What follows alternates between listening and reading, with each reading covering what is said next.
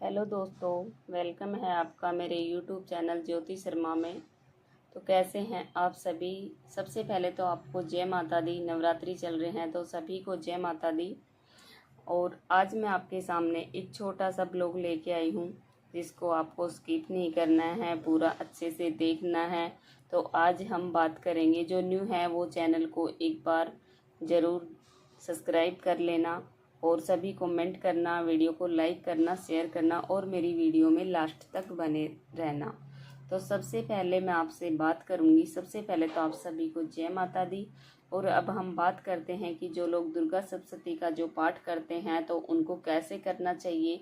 कुछ लोग होते हैं कि सीधा ही दुर्गा सप्तशती का पाठ कर लेते हैं, तो ऐसे नहीं करना चाहिए, जिससे हमें पूरा माता की कृपा पूरी नहीं मिलती है और माता का आशीर्वाद है वो हमें पूरा नहीं मिलता है। इसलिए विधि विधान से सभी पूजा पाठ करना चाहिए। सबसे पहले तो नहा धो के बिल्कुल शुद्ध वस्त्र पहन के माता का पूजन करना चाहिए, तिलक लगाना चाहिए और माता रानी को फ्रूट वगैरह जो भी प्रसाद होता है वो अर्पित करना चाहिए और मिश्री का भोग विशेषकर लगाना चाहिए और कलश को भी तिलक करना चाहिए। और इस हिसाब से हम बैठ के आराम से माता का पूजन करें। बिल्कुल ही ध्यान कहीं भी इधर उधर नहीं होना चाहिए। और माता का ध्यान करते हुए हमें सबसे पहले, जब हम दुर्गा सप्तशती का पाठ करते हैं तो सबसे पहले हमें सप्तश्लोकी दुर्गा का अध्ययन करना चाहिए। सप्तश्लोकी दुर्गा का अध्ययन करने के बाद में हमें जो देवी कवच होता है वो करना चाहिए और देवी कवच करने के बाद में हमें अर्गला स्तोत्रम का जो अध्याय होता है वो करना चाहिए।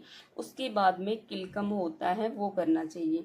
किलकम के बाद में हमें तंत्रोक देवी सुक्तम का अध्याय होता है, बुक में ही मिल जाएगा आपको, वो करना चाहिए। फिर उसके बाद में हमें दुर्गा माता के जो 32 नाम होते हैं उनका अध्ययन करना चाहिए। फिर सिद्ध कुंजी का स्तोत्र का करना चाहिए और तंत्रोक देवी सुक्तम का करना चाहिए, जो मैंने बीच में बोला है, मतलब 5वें नंबर पे वो आता है, बोला था मैंने।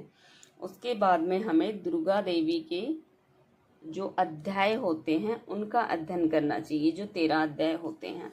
और फिर लास्ट में हमें क्षमा प्रार्थना करनी चाहिए, जिससे हमें माता रानी हम पर प्रसन्न होती है और अपनी कृपा बनाए रखती हैं। तो मैं आपके सामने अभी एक छोटा सा जो दुर्गा सप्तशती का अध्ययन है वो करती हूँ, उसको आप पूरा ध्यान से सुनना है और देखना है। अगर आप कहेंगे तो मैं लास्ट में कवच की वीडियो भी डालूंगी, अगर आप कमेंट बॉक्स में मेरे को बोलेंगे तो हम स्टार्ट करते हैं सप्तश्लोकी दुर्गा। शिव जी बोले, हे देवी, तुम भक्तों के लिए सुलभ और समस्त कर्मों का निदान करने वाली हो। कलयुग में कामनाओं की सिद्धि यदि कोई उपाय हो तो उसे अपनी वाणी द्वारा सम्यक रूप से व्यक्त करो। देवी ने कहा, हे देव, आपका मेरे ऊपर बहुत स्नेह है। कलयुग में समस्त कामनाओं की सिद्धि करने वाला जो साधन है बतलाते हूँ, सुनो। उसका नाम है अम्बा स्तुति। ओम इस दुर्गा सप्तश्लोकी स्तोत्र के नारायण ऋषि हैं, अनुष्टुप छंद है, श्री महाकाली, माँ लक्ष्मी और महासरस्वती देवता है। श्री दुर्गा की प्रसन्नता के लिए सप्तश्लोकी दुर्गा पाठ में इसका विनियोग किया जाता है। वे भगवती महामाया देवी ज्ञानियों के भी चित्त को बलपूर्वक खींचकर मुंह में डाल देती हैं। माँ दुर्गे आप स्मरण करने पर सब प्राणियों का भय हर लेती हैं और समस्त पुरुषों द्वारा चिंतन करने पर उन्हें परम कल्याण में बुद्धि प्रदान करती हैं। दुख, दरिद्रता और भय हरने वाली देवी, आपके सिवा दूसरी कौन है जिसका चित्त सबका उपकार करने के लिए सदा ही दयादत्त रहता हो। नारायणी, तुम सब प्रकार का मंगल प्रदान करने वाली, मंगलमयी हो, कल्याणदायिनी शिवा हो, सब पुरुषार्थों को सिद्ध करने वाली, शरणागत वत्सला, 3 नेत्रों वाली एवं गौरी हो, तुम्हें नमस्कार है। शरण में आए हुए दीनों एवं पीड़ितों की रक्षा में संलग्न रहने वाली तथा सबकी पीड़ा दूर करने वाली नारायणी देवी, तुम्हें नमस्कार है। सर्व स्वरूपा, सर्वेश्वरी तथा सब प्रकार की शक्तियों से संपन्न दिव्य रूपा दुर्गे देवी, सब भयों से हमारी रक्षा करो, तुम्हें नमस्कार है। देवी, तुम प्रसन्न होने पर सब रोगों को नष्ट कर देती हो और कुपित होने पर मनोवांछित सभी कामनाओं का नाश कर देती हो। जो लोग तुम्हारी शरण में जा चुके हैं उन पर विपत्ति तो आते ही नहीं है।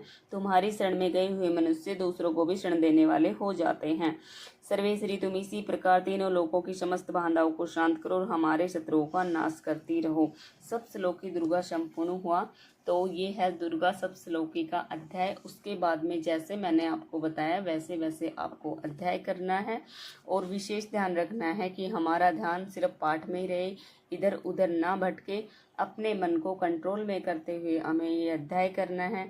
अगर हम पूरी श्रद्धा और भक्ति भाव से माता का अध्ययन करते हैं, अध्याय करते हैं और माता का जप करते हैं तो हमारी सभी मनोकामना पूर्ण होती है। सभी इच्छाएं जो मन में है वो सभी पूरी होती हैं और माता की कृपा दृष्टि हम पर बनी रहती है और माता आशीर्वाद अपना हमारे ऊपर बनाए रखती हैं।